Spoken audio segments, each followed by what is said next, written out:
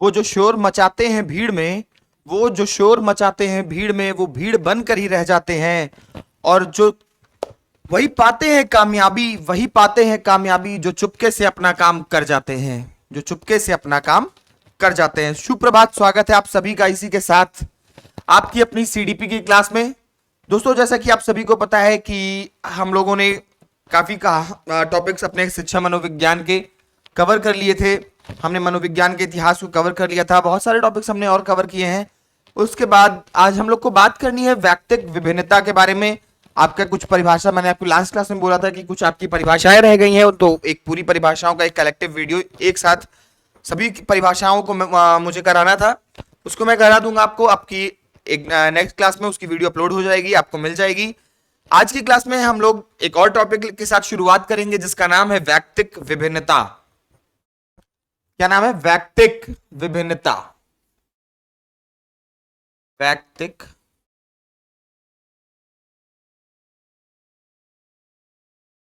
वैयक्तिक विभिन्नता।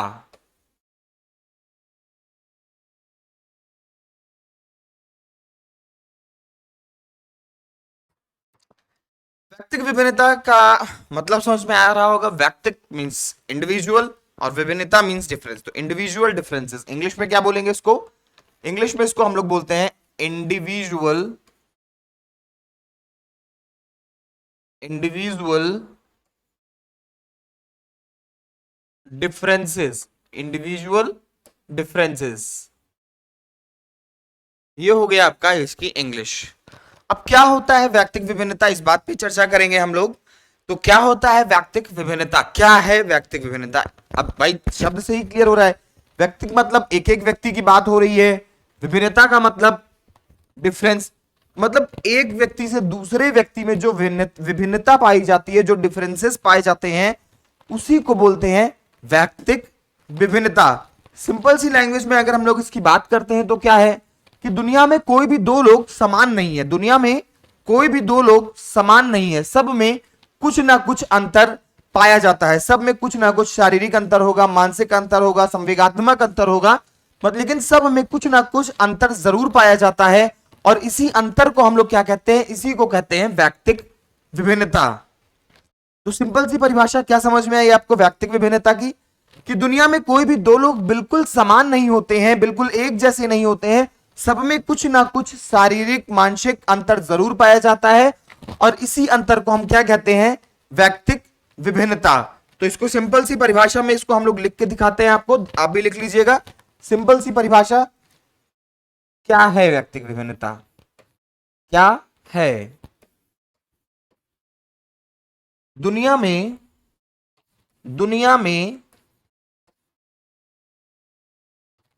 कोई भी दुनिया में कोई भी दो लोग दुनिया में कोई भी दो लोग समान नहीं है। दुनिया में कोई भी दो लोग समान नहीं है। सब में कुछ ना कुछ सब में कुछ ना कुछ शारीरिक शारीरिक मानसिक मानसिक अंतर जरूर पाया जाता है। जरूर पाया जाता है। पाया जाता है। और इसी अंतर को और इसी अंतर को वैयक्तिक विभिन्नता कहते हैं। और इसी अंतर को वैयक्तिक विभिन्नता कहते हैं। और इसी अंतर को वैयक्तिक विभिन्नता कहते हैं। ये रही आपकी परिभाषा व्यक्तिक विभिन्नता की सब लोग एक बार ध्यान से देख लेंगे, आपको समझ में आ रहा होगा व्यक्तिक विभिन्नता की परिभाषा। बहुत ही सिंपल सा, बहुत ही आसान सा टॉपिक है और बहुत जल्दी खत्म हो जाएगा आपका ये टॉपिक, कि दुनिया में कोई भी दो लोग समान नहीं है, सब में कुछ ना कुछ शारीरिक मानसिक अंतर जरूर पाया जाता है और इसी अंतर को व्यक्तिक विभिन्नता कहते हैं। अब हम लोग इसको अपनी एक नॉर्मल सी लैंग्वेज में समझेंगे कि क्या होता है व्यक्तिक विभिन्नता। भाई आपने देखा होगा कि दुनिया में कभी किसी दो लोगों की आवाज बिल्कुल डिट्टू सेम नहीं होती है, हाँ थोड़ी बहुत मैच कर सकती है, बाप बेटे की आवाज थोड़ी बहुत मैच करती है, उनका हाइट कलर शरीर कुछ ना कहीं कुछ थोड़ा बहुत मैच करता है, पर सब में कुछ ना कुछ अंतर जरूर पाया जाता है। आपकी आवाज दुनिया में जहां तक अभी तक मैंने देखा है, अभी तक दो लोगों की आवाज बिल्कुल सेम कहीं पर भी मैंने नहीं देखी, हालांकि दुनिया में एक्सेप्शंस पड़े हैं, अब उस पर नहीं जाएगा, नहीं सर वहां पे मैंने देखा था एक आवाज बिल्कुल सेम थी, लेकिन अगर उनकी आवाज सेम रही होगी तो उनकी हाइट में अंतर रहा होगा, उनकी हाइट सेम रही होगी तो उनके कलर में अंतर रहा होगा। कहोगे सर दोनों गोरे थे, तो कोई ज्यादा गोरा था बेटा या कोई कम गोरा था, गोरे में भी अंतर था, ठीक है। किसी के बाल कर्ली हेयर्स थे तो किसी के हेयर्स स्ट्रेट हेयर थे, ठीक है। तो कुछ ना कुछ अंतर दुनिया में सभी के भी, सब कुछ सेम हो गया था, मान लिया आपने कह दिया सर बिल्कुल डिट्टू सेम देख लिया, तो क्या फिंगरप्रिंट्स भी बेटा सेम देख लिया? नहीं, फिंगरप्रिंट्स में चेंज, डीएनए स्ट्रक्चर में चेंज, कहीं ना कहीं कुछ ना कुछ चेंज हर व्यक्ति में पाया जाएगा और उन्हीं जो चेंज होता है, जो अलग होता है उनके अंदर, उसी को हम लोग क्या कहते हैं? व्यक्तिक विभिन्नता या इंडिविजुअल डिफरेंसेस, ठीक है। नेक्स्ट हम लोग को जो बात करनी है, सबसे पहले ये आपकी पहली बात हो गई। दूसरी बात जो हमको करनी है वो क्या है? पेन चेंज कर लेते हैं फिर करते हैं दूसरी बात। व्यक्तिक विभिन्नता का जनक कौन है? व्यक्तिक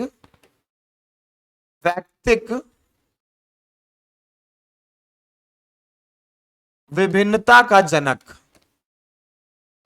व्यक्तिक विभिन्नता का जनक कौन है? व्यक्तिक विभिन्नता का जनक कौन है आपको बताना है। चलिए बताइए बेटा, व्यक्तिक विभिन्नता का जनक कौन है? व्यक्तिक विभिन्नता का जनक कौन है? व्यक्तिक विभिन्नता के जनक है फ्रांसिस गाल्टन। Francis Galton. अब कैसे फ्रांसिस गाल्टन इसके जनक हैं ये बताना है आपको। फ्रांसिस गाल्टन कैसे व्यक्तिक विभिन्नता के जनक हैं तो उसको भी समझते हैं। इन्होंने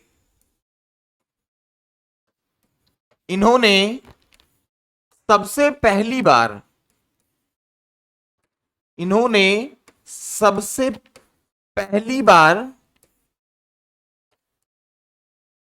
बुद्धि पर अध्ययन करके इन्होंने सबसे पहली बार बुद्धि पर अध्ययन करके यह निष्कर्ष निकाला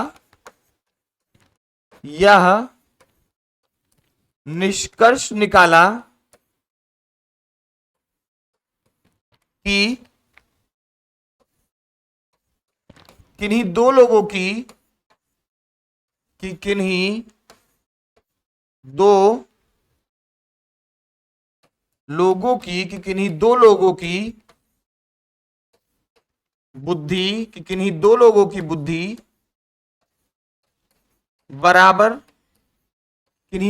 की बुद्धि बराबर नहीं होती, किन्हीं दो लोगों की बुद्धि बराबर नहीं होती, उनमें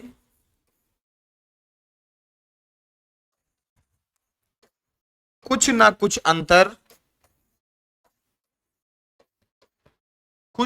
अंतर जरूर होता है, उनमें कुछ ना कुछ अंतर जरूर होता है। और एक खास बात ये, और इस पर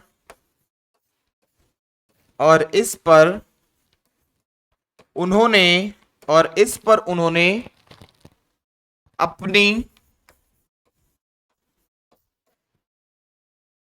प्रसिद्ध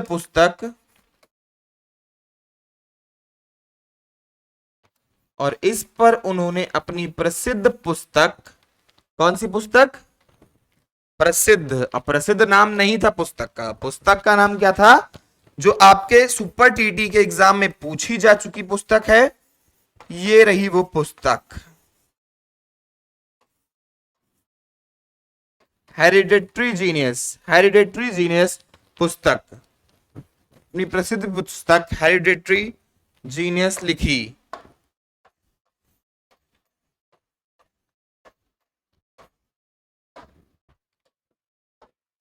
इस पुस्तक को ऐसे ऐसे ऐसे, फिर से ऐसे ऐसे ऐसे, ये पुस्तक जो आपको दिख रही है, देख लेना सब लोग अच्छे से। मैं साइड हो जा रहा हूं, आप लोग देख लीजिएगा, इसका स्क्रीनशॉट बना लीजिएगा कि व्यक्तिक विभिन्नता के जनक है फ्रांसिस गाल्टन। इन्होंने सबसे पहली बार बुद्धि पर अध्ययन करके यह निष्कर्ष निकाला कि किन्हीं दो लोगों की बुद्धि कभी भी बराबर नहीं होती है, किन्हीं भी दो लोगों की बुद्धि बराबर नहीं होती, उनमें कुछ ना कुछ अंतर जरूर होता है। और इस पर उन्होंने अपनी प्रसिद्ध पुस्तक हेरिडेटरी जीनियस लिखी। ठीक है, अब ये पुस्तक बहुत ही फेमस हुई, और हाँ, ये पुस्तक याद रखना है, बहुत इंपॉर्टेंट है। इस पुस्तक को आपके यूपीटीटी के एग्जाम में और सुपर टीटी के एग्जाम, दोनों एग्जाम्स में ये पुस्तक पूछी जा चुकी है। तो होपफुली ऐसी किताबें जो एक बार पूछी जाती हैं वो बार बार पूछी जाती हैं, तो कहीं ना कहीं फिर से इनसे मुलाकात जरूर होगी। आप अपने सैंपल्स पेपर उठाएंगे, सैंपल पेपर उठाएंगे, तो उसमें आपको ये क्वेश्चन मिलेगा कि हेरिडेटरी जीनस किसकी रचना है, या फिर फ्रांसिस गाल्टन की निम्न में से कौन सी रचना है। चलिए आगे बढ़ते हैं और देखते हैं कुछ परिभाषाएं। हेडिंग बनाना है आप लोगों को, परिभाषा, ऐसे हेडिंग बना लो एक, परिभाषा। सबसे पहली परिभाषा किसकी देखेंगे? सबसे पहली परिभाषा हम लोग देखेंगे जेम्स ड्रेवर की। किसकी? जेम्स ड्रेवर की। हिंदी में लिख दूं जेम्स, इंग्लिश वाले तो लिख लोगे ना ड्रेवर, जेम्स ड्रेवर।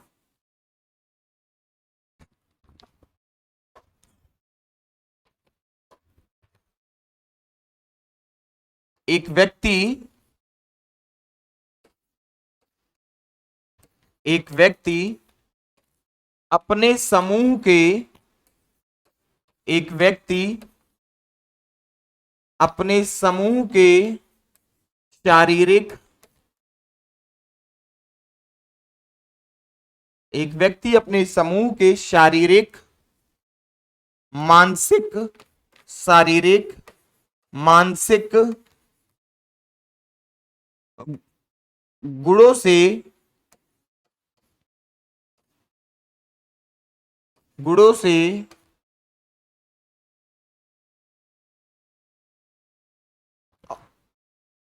सॉरी, इसमें गुणों से नहीं, गुणों के कर लो इसको बेटा, गुणों के, गुणों के औसत से,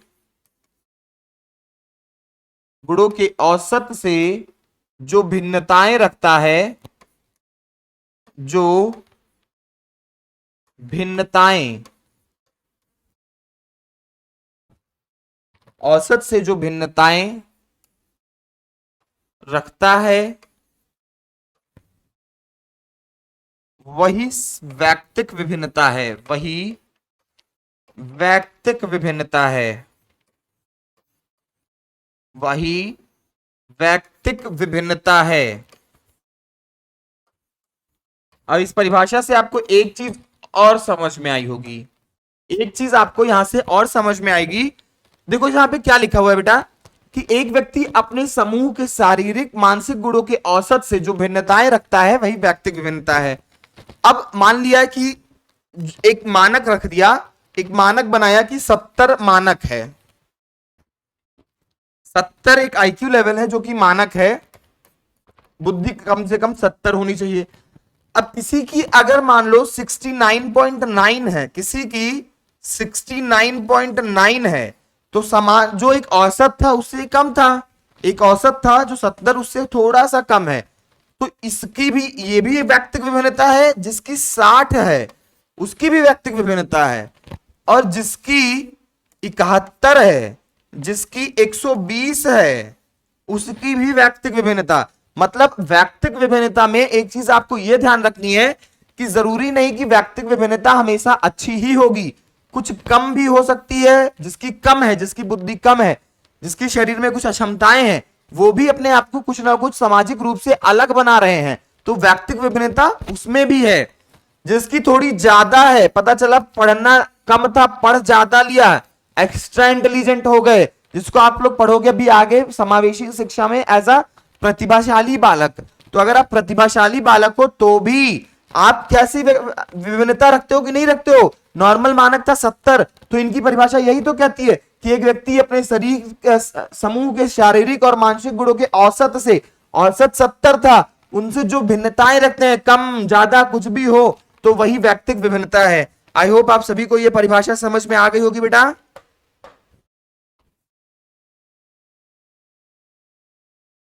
चलो फिर अब हम लोग अपनी नेक्स्ट परिभाषा की तरफ बढ़ेंगे। चलिए नेक्स्ट परिभाषा, ये वाली परिभाषा बेटा समझ में आ गई ना बिल्कुल से। नेक्स्ट परिभाषा हम लोग को लेनी है स्किनर की, ठीक है। इसकी परिभाषा लेनी है स्किनर की।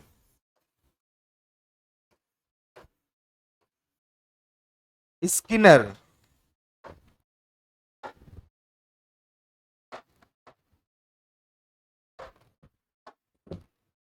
व्यक्तिक विभिन्नता, व्यक्तिक विभिन्नता, व्यक्तिक विभिन्नता में कोई भी, व्यक्तिक विभिन्नता में कोई भी ऐसा पहलू आ सकता है, कोई भी ऐसा पहलू आ सकता है, आ सकता है जिसका मापन संभव हो, जिसका मापन, जिसका मापन संभव हो, जिसका मापन संभव हो।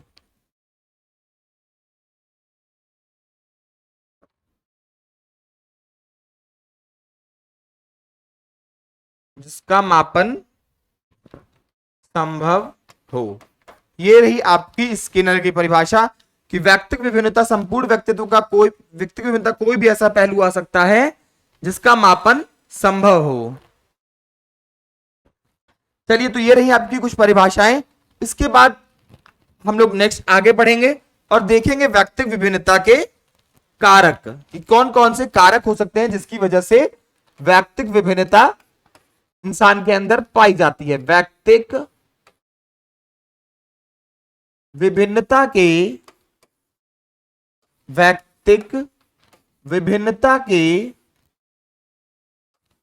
कारक, व्यक्तिक विभिन्नता के कारक, रीजंस फॉर इंडिविजुअल डिफरेंसेस, व्यक्तिक विभिन्नता के कारक। देखिए ढेर सारे कारक हो सकते हैं, इनमें से एक एक कारक तो आप लोग भी कमेंट करके बताइए मुझे। जल्दी से जल्दी बेटा कमेंट करके करना स्टार्ट कर दो और बताओ कि व्यक्तिक विभिन्नता किन किन कारणों से होती है। भाई आपके अंदर कोई चेंज आ रहा है, आप दूसरों से अलग हो रहे हो, तो किन किन कारणों की वजह से हो सकते हो, ठीक है। तो वो सारी कारण हमको यहाँ पे लिखने हैं। चलिए कम से कम 10 कारण तो आप लोग बताएंगे ही बताएंगे बेटा। चलो 10 कारण बता दो जल्दी से। चलो पहला कारण मैं बता देता हूं, उम्र। दूसरा भी मैं बता देता हूं, लिंग। तीसरा भी मैं बता देता हूं, समाज। चौथा भी मैं बता देता हूं, संस्कृति। समाज, संस्कृति। पांचवा भी मैं बता देता हूं बेटा, विद्यालय। अब 5 मैंने बता दिए, अब 5 आप बता दो बेटा, बस हो जाएगा ना, दोनों लोग मिल के पढ़ेंगे ना। इंटरैक्टिव एजुकेशन सिस्टम हमारे यहां चल रहा है, इंटरैक्टिव। तो अब इंटरैक्टिव है भाई, तो इंटरैक्शन तो करना पड़ेगा ना। तो चलो 5 मैंने बताए, अब 5 आप लोग बता दो। भाई बाल केंद्रित शिक्षा है, यहाँ पे टू वे कम्युनिकेशन चलता है, तो टू वे चलता है। तो भाई अब आपको भी तो बताना पड़ेगा ना। चलो बताओ कमेंट करके। उम्र हो गई, लिंग हो गई, समाज हो गया, संस्कृति हो गया, विद्यालय हो गया। अब आप बताओ। शिक्षा हो जाएगी। भाई आपको स्कूलिंग कैसी हुई, आपको शिक्षा कैसे मिली, आपके यहाँ की भाषा कैसी है, ये आपको अलग बनाती है। वंशानुक्रम के कारण व्यक्तिगत विभिन्नता आती है ना। सबसे बड़ा कारण जो है, आपने अभी पिछली क्लास में पढ़ा था, वंशानुक्रम, वो बनाता है। आपका वातावरण कैसा है वो आपको अलग बनाता है। आपका धर्म कौन सा है वो आपको अलग बनाता है। भाई अगर हिंदू धर्म का कोई बालक हुआ तो वो हिंदू वाला, हिंदू रीति रिवाज के हिसाब से रहेगा। ठीक है। और बताओ, 11वां बताओ। अब इसी के साथ तर्क शक्ति, ग्रहण शक्ति, बुद्धि। अभी आप बहुत ढेर सारे लिख सकते हो, ठीक है, बहुत ढेर सारे लिख सकते हो। तर्क शक्ति, ग्रहण शक्ति, तर्क शक्ति हो गया, ग्रहण शक्ति हो गया, बुद्धि हो जाएगा, यहां पे खान पान हो जाएगा। भाई आप मान लिया वेजिटेरियन हो कि नहीं और नॉन वेजिटेरियन हो, तो अंतर आया कि नहीं आया, आया ना। दृष्टिकोण कैसा है आपका किसी के प्रति, दृष्टिकोण आपको अलग बनाता है। आप पॉजिटिव दृष्टिकोण के हो कि नेगेटिव। कुछ लोग हर चीज को पॉजिटिव में लेते हैं, कुछ लोग हर चीज को नेगेटिव में लेते हैं। समस्या समाधान करने की क्षमता कैसी है, समस्या समाधान, बस इतने आई थिंक बहुत है। इसका भी बेटा एक बार स्क्रीनशॉट ले लो, इसका भी स्क्रीनशॉट ले लो, फिर हम लोग आगे बढ़ जाएंगे। मैंने आपको कितने 15-16 कारण लिखवा दिए हैं। अभी आप चाहो तो और लिख सकते हो, आपका अधिगम लिख सकते हो, आप संवेग लिख सकते हो, प्रशिक्षण लिख सकते हो, और आदतें आपकी कैसी हैं, ये सारी चीजें आप इसमें और ऐड कर सकते हो। तो 20 आपके आराम से पूरे हो जाएंगे। हालांकि हमारा मतलब नहीं था पूरा करने से, हमें तो समझना था। अब नेक्स्ट जो हम लोग को देखना है वो है व्यक्तिक विभिन्नता का शिक्षा पर प्रभाव। व्यक्तिक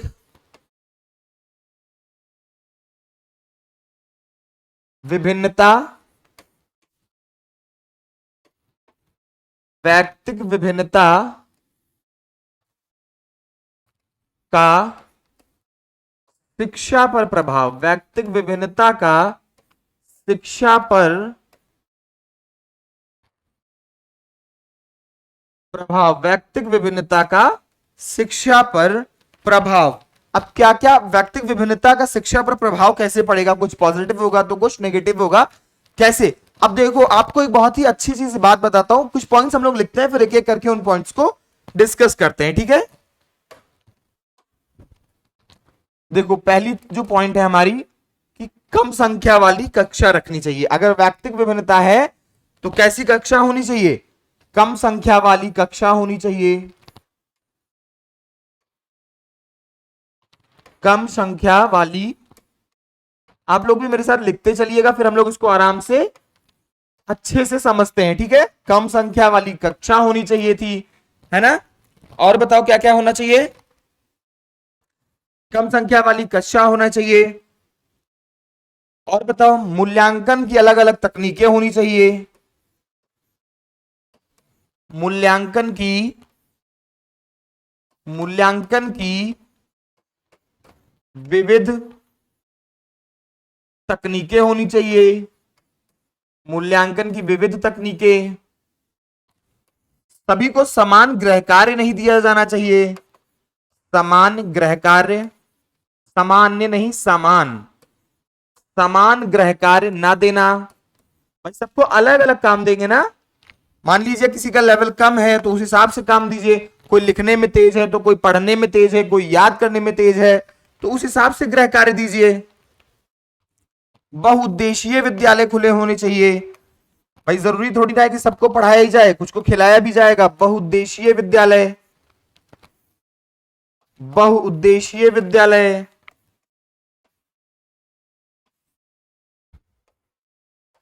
और बताओ, बहुउद्देशीय विद्यालय, व्यवसायिक प्रशिक्षण होना दिया जाना चाहिए, व्यवसायिक। भाई हमारे यहाँ क्या होता है, ये जो आईटीआई कराते हैं, पॉलिटेक्निक कराते हैं, सब क्या है, व्यवसायिक प्रशिक्षण ही तो है। लेकिन इसको और अर्ली एज से स्टार्ट करने की जरूरत है, व्यवसायिक प्रशिक्षण दिया जाना चाहिए। विषयों की बहुलता होनी चाहिए, विषयों की बहुलता। बस इतने ढेर सारे हैं, और दिखाऊं, बताओ, और बताओ, कहो तो। बहुस्तरीय पाठ्यक्रम, बहु स्तरीय, बहुस्तरीय पाठ्यक्रम होना चाहिए। ठीक है, तो अब चलो देखो, व्यक्तिगत विभिन्नता का शिक्षा पर क्या प्रभाव है, इसको आप लोग स्क्रीनशॉट बना लीजिए और तब तक हम समझाते चलते हैं। पहला देखते हैं, कम संख्या वाली कक्षा। क्या मतलब हुआ कम संख्या वाली कक्षा से, हमारा क्या लेना देना है? तो कम संख्या वाली कक्षा से बस इतना सा मतलब है कि अगर क्लास में कम बच्चे रहेंगे तो टीचर जो है वो अलग अलग बच्चों के, क्योंकि सब में कुछ ना कुछ व्यक्तिगत विभिन्नता पाई जाती है, सबका जो दिमाग का लेवल है वो बिल्कुल अलग अलग होता है। तो अगर कक्षा जो है वो कम संख्या वाली होगी तो टीचर सब पे इंडिविजुअल ध्यान दे पाएगा कि किसको कहां किस लेवल तक जाके सिखाने की जरूरत है।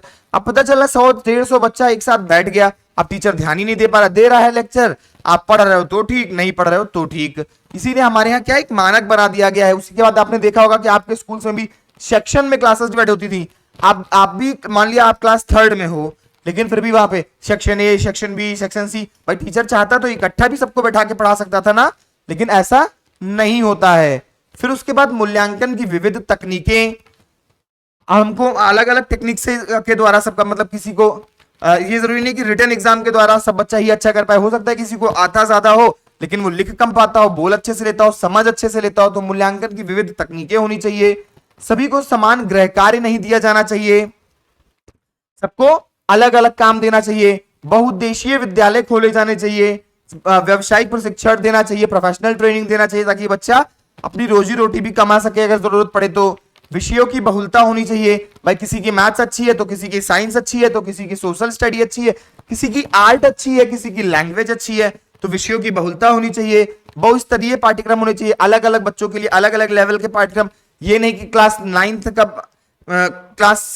का पाठ्यक्रम उठा के क्लास 6 वाले बच्चों को पढ़ा रहे हैं, भाई उसका लेवल उतना नहीं है, उसका स्तर ही नहीं है उतना, तो कहां से पढ़ पाएगा, बिल्कुल नहीं पढ़ पाएगा। तो ये रही आपकी व्यक्तिगत विभिन्नता का शिक्षा पर क्या प्रभाव पड़ता है और क्या क्या होना चाहिए, ये सारी बातें आपको यहां पर कवर करनी है। ठीक है, एक लास्ट पॉइंट जो आपको लिखना है, एक हेडिंग बनानी है आपको इंपॉर्टेंट की, विशेष की हेडिंग बनाइए और फिर लिखिएगा एक पॉइंट, स्टार मैं बना रहा हूं, आप भी इसको स्टार बना के लिखिएगा। चलिए, तो स्टार बनाइए या फिर नोट लिखिए या तो फिर इंपॉर्टेंट लिखिए। समान शिक्षण विधि लिखिएगा, समान शिक्षण विधि, समान शिक्षण विधि, समान शिक्षण विधि, दो विद्यार्थियों में तुलना, दो विद्यार्थियों में तुलना, दो विद्यार्थियों में तुलना, सार्वभौमिक शिक्षण, सार्वभौमिक शिक्षण मतलब सभी को बिल्कुल एक जैसा बैठा के पढ़ाना, सार्वभौमिक शिक्षण। देखो क्या लिखा, समान शिक्षण विधि, दो विद्यार्थियों में तुलना और सार्वभौमिक शिक्षण तथा अंतरों की अनदेखी करना, तथा अंतरों की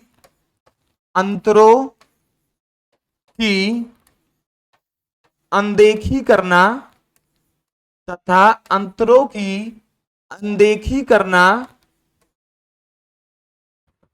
अंतरों की अनदेखी करना व्यक्तिगत विभिन्नता का हनन है, व्यक्तिगत विभिन्नता का हनन है। पूरा का पूरा टॉपिक आपका 2 लाइन में यहां पे आ जाएगा। वैयक्तिक विभिन्नता का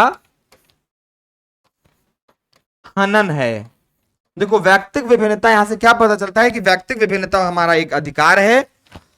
और समान शिक्षण विधि, किसी मतलब जरूरी नहीं कि हर बच्चा एक ही टीचिंग मेथड से सीख जाए, तो सबके लिए अलग अलग भाई, वरना ये टीएलएम से जो पढ़ाते हैं टीचिंग लर्निंग मटेरियल, इनका उपयोग करना, ग्राफ बनाना, पोस्टर बनाना, ये सब अलग अलग काम, ड्राइंग बुक से समझाना, पिक्चर देख के समझाना, जरूरी थोड़ी नहीं कि आपके लेक्चर से ही हर बच्चा समझ जा रहा है। तो समान शिक्षण विधि कभी नहीं रखनी चाहिए। अलग अलग शिक्षण विधि का प्रयोग अलग अलग क्लास में होना चाहिए।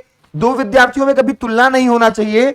सार्वभौमिक शिक्षण एक तरह से बिल्कुल नहीं पढ़ाया जाना चाहिए।